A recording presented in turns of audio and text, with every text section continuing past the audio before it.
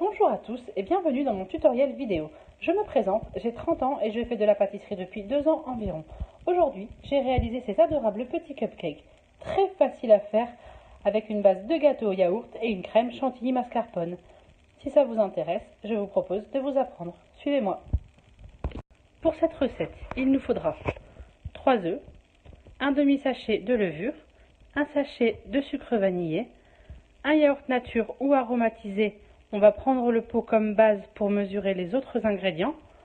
Il nous faudra 2 pots de sucre, 3 pots de farine et l'équivalent d'un demi-pot d'huile. Je vais mettre dans mon robot le pot de yaourt et les 3 œufs. Et je vais commencer par fouetter à vitesse moyenne.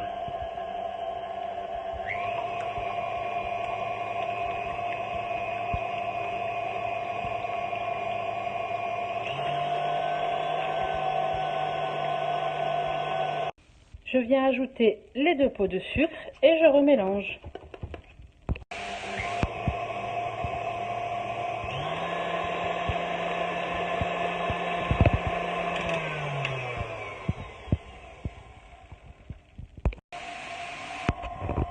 J'ajoute l'huile tout en mélangeant,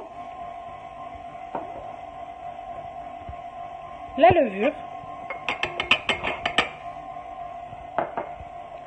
et le sucre vanillé.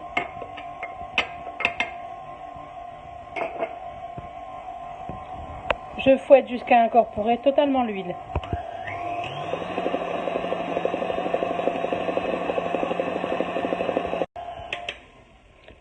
Voilà, ma pâte est prête. Je la mets dans une poche à douille et je divise en 12 caissettes. Ma première fournée de cupcakes est prête. J'ai rempli les caissettes environ aux 2/3 et je mets donc dans ma machine à cupcakes. Pour le four, ce sera environ 20 minutes à 180 degrés. Alors, mes cupcakes sont cuits et refroidis. Pour le glaçage, il nous faudra 100 g de mascarpone, 100 g de lait concentré sucré et 15 centilitres de crème fraîche, 30% de matière grasse.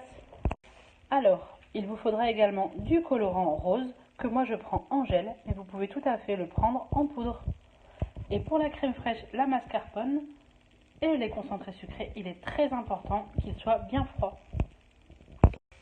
Alors je mets ma mascarpone et mon lait concentré sucré dans mon bol de robot et je vais venir détendre pendant quelques secondes.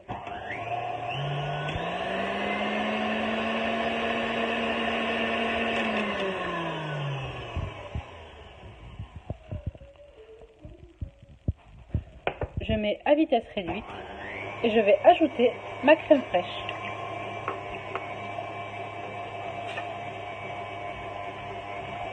Et j'augmente la vitesse petit à petit.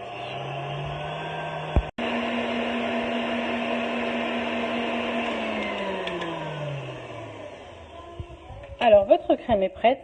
En levant votre robot, vous devez voir un joli bec d'oiseau. Et avec le manche d'une cuillère, si vous faites un trait dans votre chantilly, la chantilly ne doit pas retomber. Je viens ajouter le colorant rose et je fouette de nouveau.